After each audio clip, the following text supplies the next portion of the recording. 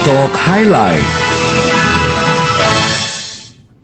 Selamat pagi untuk Anda pendengar dan juga netizen dimanapun Anda berada. Saya Beri Hamzah. Selama kurang lebih sekitar 15 menit ke depan akan berbincang langsung dengan Menteri Pariwisata dan Ekonomi Kreatif Sandiaga Salahuddin Uno, terutama tentang COVID yang melandai akhir-akhir ini dan pariwisata yang bangkit. Anda bisa menyampaikan komentar di kolom komentar live Instagram kami. Saat ini saya sudah bersama dengan Pak Menteri. Selamat pagi Pak Menteri, apa kabar Pak? Pagi, terima kasih Mas Beri Hamzah dan seluruh pemirsa pendengar Radio El Sinta 90 FM dimanapun berada, sekaligus juga yang memfollow akun Instagram Radio El Sinta 90 FM dan @sandiuno. Saya ingin berikan pantun dulu nih untuk menyemangat, boleh nggak nih? Boleh dong Pak, tapi saya nggak punya pantun nih, nggak apa-apa ya? Nggak apa-apa, saya ambil jatah pantunnya Mas Beri. Saat pandemi, makin banyak yang meeting virtual. Cakep. Join meetingnya mudah, cukup klik aja linknya. Cakep. Mencari stasiun radio dengan berita teraktual. Ya pasti El Sinta yang jadi salah satu referensinya. Wih. Terima kasih. Keren nih. Terima kasih tim Kecimpring Pak Ferdi. Pergi toko membeli tenda. Tenda diantar memakai Vespa. Meski saat ini pandemi sudah cukup mereda, Cakep. protokol kesehatan tidak boleh terlupa. Cakep. Oke. Luar biasa. Ini selalu berpantun ya kalau Pak Menteri, memang kalau dilihat di Instagramnya setiap mengawali perbincangan itu pantun dulu. Kenapa sih Pak? Alasannya apa sih sebetulnya Pak? Mas Beri mungkin sudah memiliki informasi bahwa pantun baru diresmikan sebagai warisan tak benda dunia oleh UNESCO di bulan Desember. Tapi banyak yang belum tahu. Banyak yang belum tahu bahwa pantun sudah sejajar dengan batik, sudah sejajar dengan wayang, dan sudah sejajar dengan intangible cultural heritage lain yang Indonesia miliki. Nah, kami menginisiasi agar kita terus memakai pantun, agar tidak terlupakan oleh generasi selanjutnya. Seperti yang banyak kita lihat bahwa if you don't use it, you will lose it. Jadi kita harus pakai terus, kita harus budayakan sehingga pantun akan menjadi bagian daripada keseharian kita. Jadi mudah-mudahan sesekali El Sinta boleh menyisipkan pantun di berita-beritanya yang aktual. Oke, boleh Pak. Kapan-kapan nanti kita coba bikin ya. Nah, tapi ini satu hal yang menarik dan akhir-akhir ini juga kerap jadi perbincangan hangat di tengah-tengah masyarakat, Pak. COVID sedang melandai. Pariwisata diharapkan bisa bangkit. Tapi bagaimana sebetulnya Pak Menteri kondisi para pelaku wisata sih saat ini, Pak? Para pelaku usaha di sektor pariwisata sedang mengalami keprihatinan karena 1,5 tahun lebih pariwisata ini mengalami kontraksi yang dahsyat, yang luar biasa. Kunjungan wisatawan mancanegara turun lebih dari 75%, kunjungan wisatawan Nusantara turun lebih dari 30%, dan PPKM kemarin selama 2 bulan nyaris meluluh lantakkan sektor pariwisata dan sebagian besar dari sektor ekonomi kreatif. Oleh karena itu kami berjuang tentunya untuk menyelamatkan 34 juta lebih masyarakat kita yang menggantungkan mata pencahariannya, menggantungkan penghidupannya, penghasilannya, pendapatannya di sektor pariwisata dan ekonomi kreatif. Nah, tentunya ini yang menjadi tugas kita, dan selama lebih dari 9 bulan bertugas, sekarang saya alhamdulillah banyak yang kita rasakan kebersamaan, kita rasakan ada sedikit kebangkitan, ada secercah harapan pariwisata dan ekonomi kreatif segera akan bangkit dan lapangan kerja akan semakin terbuka luas, khususnya bagi para pelaku UMKM. Tapi apa Pak, yang selama kurang lebih 9 bulan ini ya, terutama ketika dipimpin oleh Pak Sandi, apa yang sudah dilakukan untuk membantu mereka supaya bisa bangkit sekarang ini? Ya, tentunya pertama kita melakukan satu simulasi di mana pariwisata ini akan bangkit kalau angka COVID bisa terkendali. Jadi selama 6 bulan pertama kita menyiapkan protokol kesehatan di destinasi wisata dan sentra ekonomi kreatif. Kita galakkan vaksinasi, kita tingkatkan testing tracing, kita juga siapkan infrastruktur, baik infrastruktur yang berkaitan dengan infrastruktur pariwisata maupun infrastruktur ekonomi kreatif, kita siapkan SDM-nya. Alhamdulillah selama 6 bulan sampai akhir Juni, ada peningkatan wisatawan Nusantara sampai 5 kali lipat ke Bali misalnya. Dari awalnya hanya 2.000 kunjungan per hari sampai ke 10.000. Namun varian Delta di bulan Juli mengakibatkan kita harus PPKM darurat. Nah, PPKM darurat ini tentunya dengan pembatasan yang sangat ketat, akhirnya kita mengambil inisiatif menutup seluruh sentra ekonomi kreatif dan destinasi wisata. Dan dalam 2 bulan kita genjot vaksinasi dan kita lakukan penerapan CHSE, Cleanliness, Health, Safety, dan Environmental Sustainability yang terintegrasi kepada aplikasi Peduli Lindungi. Nah, alhamdulillah dengan ketatnya pembatasan PPKM level 4, 3, 2 menunjukkan hasil yang menggembirakan dan hari ini alhamdulillah kita sudah persiapan untuk secara bertahap, bertingkat dan berkelanjutan membuka kembali destinasi-destinasi wisata tentunya dengan harapan masyarakat disiplin menerapkan protokol kesehatan. Karena impact-nya kalau mereka nggak disiplin, ada kemungkinan kasus COVID-nya melonjak lagi, sektor pariwisata akan kena dampaknya lagi gitu ya Pak ya? Betul Mas Berry, jadi itu yang harus kita jaga agar kebangkitan dan momentum ini terus berkelanjutan. Jangan sampai kita akhirnya harus menyetop kembali kegiatan pariwisata dan ekonomi kreatif dan akhirnya kita mengalami kerugian yang berkelanjutan. Pak, apakah kondisi di tengah pandemi ini pada akhirnya memaksa semua sektor termasuk pariwisata ya untuk bisa meningkatkan kemampuan mereka secara digital dan SDM-nya, Pak? Ya, salah satu yang kita lakukan adalah pelatihan dan pendampingan melalui Gerakan Nasional Bangga Buatan Indonesia agar pelaku pariwisata dan ekonomi kreatif yang mayoritas UMKM ini bisa terakselerasi proses digitalisasinya. Jadi program ini meng-onboard lebih dari targetnya 30 juta UMKM kita di akhir tahun 2023.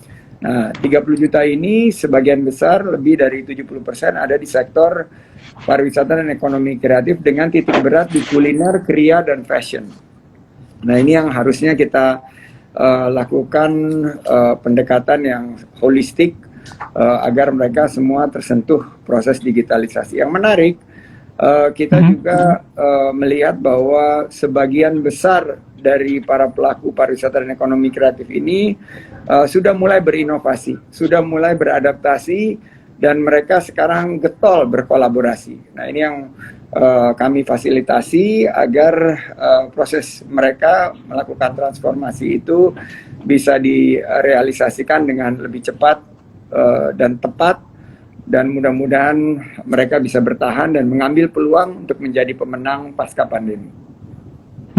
Ya, kita mau menyapa juga Pak ini para netizen ya yang sudah menyaksikan live kita, live di Instagram ya, IG Live di pagi hari ini. Ada yang menyampaikan mohon juga Pak untuk dibantu kaum-kaum disabilitas mungkin bisa dipekerjakan ya untuk di sektor pariwisata dari Taufik Sai. Kemudian dari Khalid Prayoga 1 Pak, langkah yang harus dilakukan kepada para petugas jika terkena dampak PPKM bagaimana Pak Menteri? Silakan Pak. Baik, untuk disabilitas karena Undang-Undang Nomor 8 Tahun 2016 sudah mengamanahkan kepada kita untuk memberikan peluang kerja bagi teman-teman difabel kaum disabilitas ini, kami memiliki program khusus, program-program yang berpihak kepada masyarakat kita, saudara-saudara kita yang sangat membutuhkan.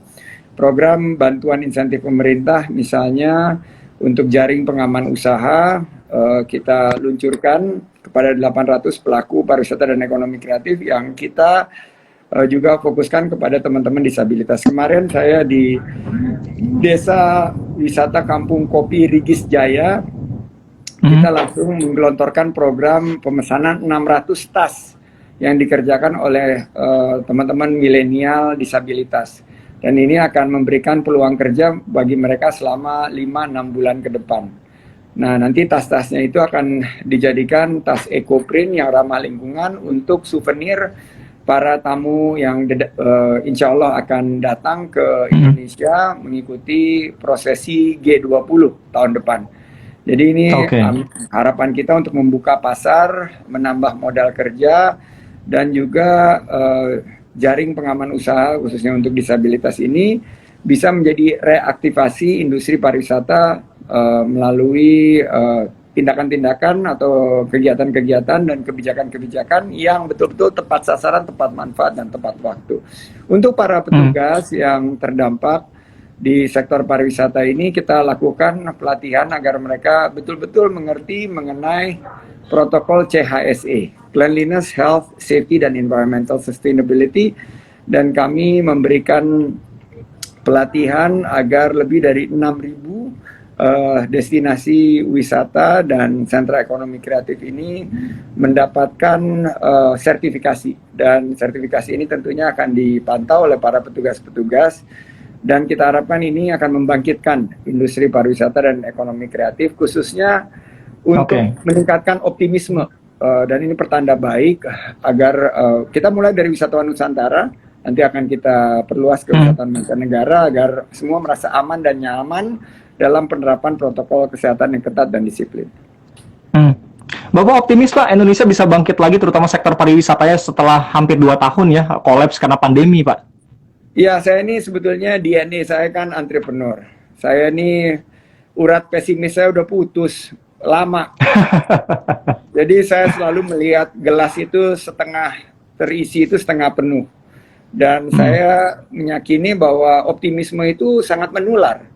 Kalau kita optimis, di sekeliling kita akan tertular virus optimis. Dan optimis ini akan membawa satu semangat berpikir positif yang akan semakin menggerakkan, membuka peluang bagi sektor ini untuk bangkit dan membuka lapangan kerja seluas-luasnya. Dan beberapa hal yang membuat saya optimis ya Mas Berry, pertama vaksinasi kita terus kita genjot, kedua kedisiplinan kita, 3T, testing, tracing, dan treatment. Kita juga sekarang mendorong konsep aplikasi Peduli Lindungi ini, dan saya mengajak kesempatan ini masyarakat untuk berpartisipasi aktif. Serbu tempat-tempat vaksin, terapkan protokol kesehatan secara ketat dan disiplin.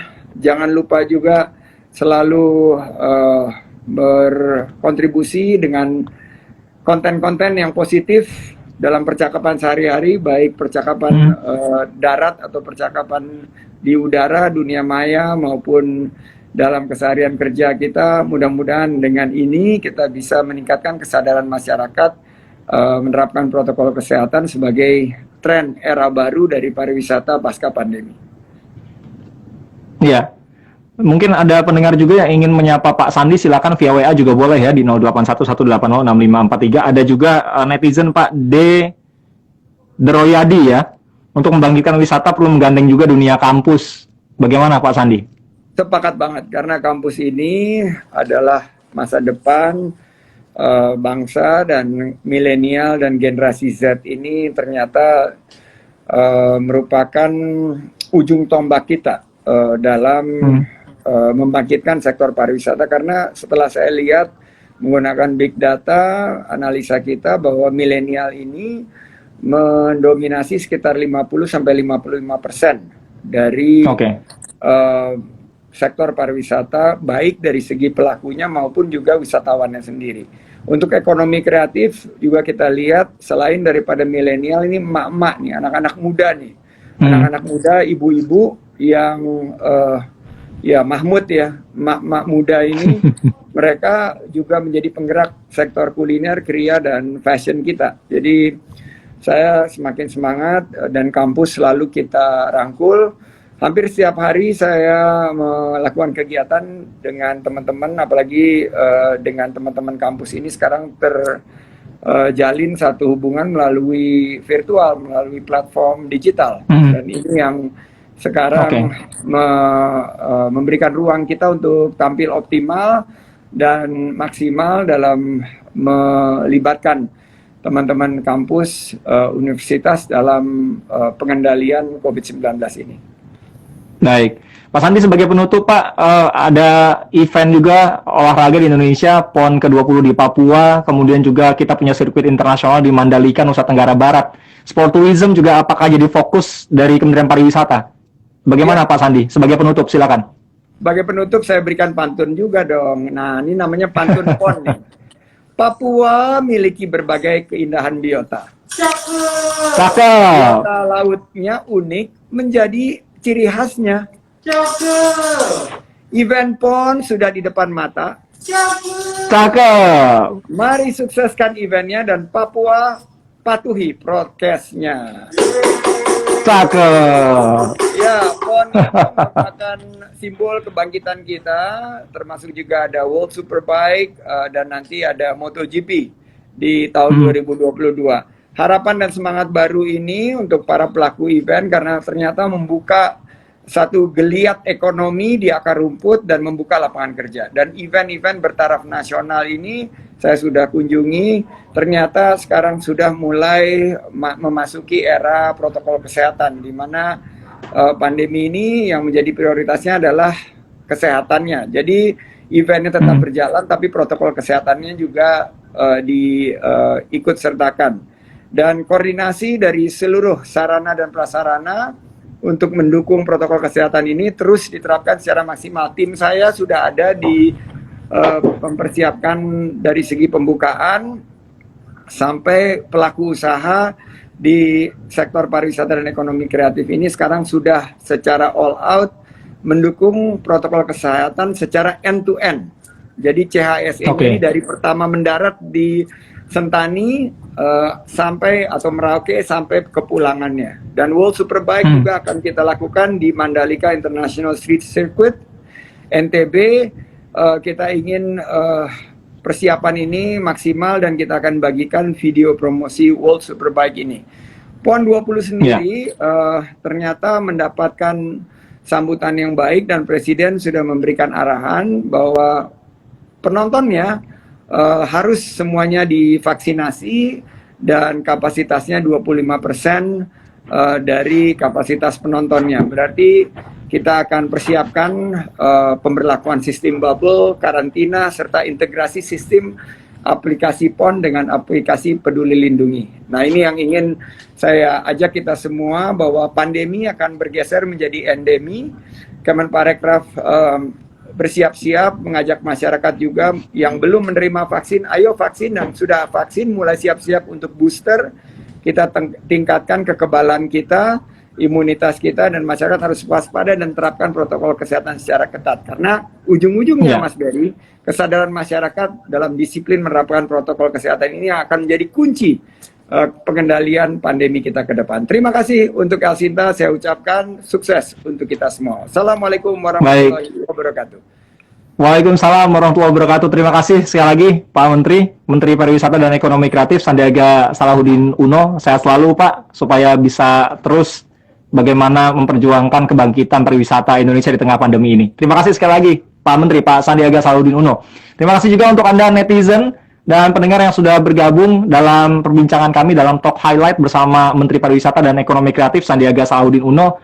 COVID melandai, pariwisata bangkit. Ada semangat optimisme yang tadi disampaikan oleh Pak Sandiaga agar kita bisa bangkit lagi pariwisata Indonesia. Tidak hanya bagi wisatawan Nusantara atau Indonesia, tapi juga untuk wisatawan mancanegara.